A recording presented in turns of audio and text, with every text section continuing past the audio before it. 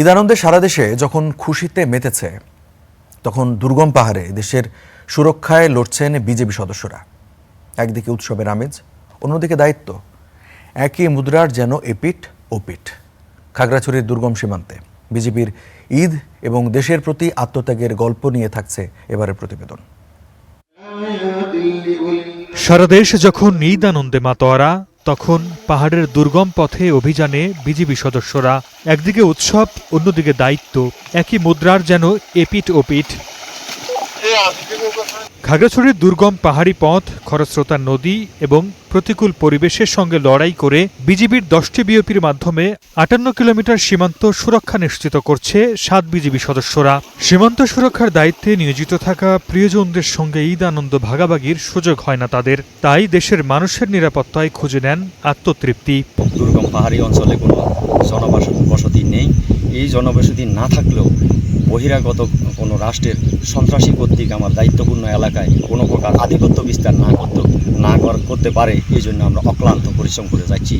ভারতের বিএসএফ বাংলাদেশের 1 ইঞ্চি মাটিও যাতে না নিতে পারে, সেই লক্ষ্যে প্রায়শই আমরা নিয়মিত এই প্লেয়ার চেকিং করে থাকি।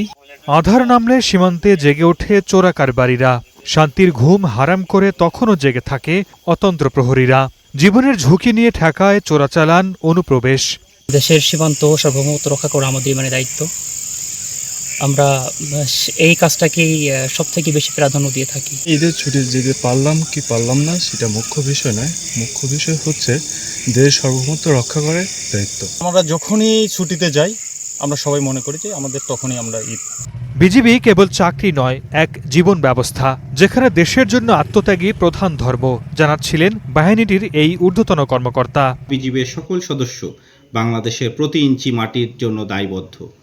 প্রখর রৌদ্রতাপের টহল কার্যক্রম, 3000 ফিটেরও অধিক নিচু হতে প্রতিনিয়ত পানি সংগ্রহ, উঁচু নিচু পাহাড়ি পথ বেয়ে সীমান্ত পিলার চেকিং, এমনকি ঈদের সময় প্রিয়জন থেকে দূরে থেকেও আমরা পেশাদারিত্বের দৃষ্টান্ত রাখতে চাই।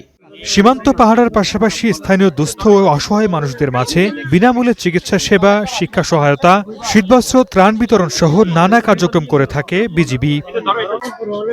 Desk report, star news.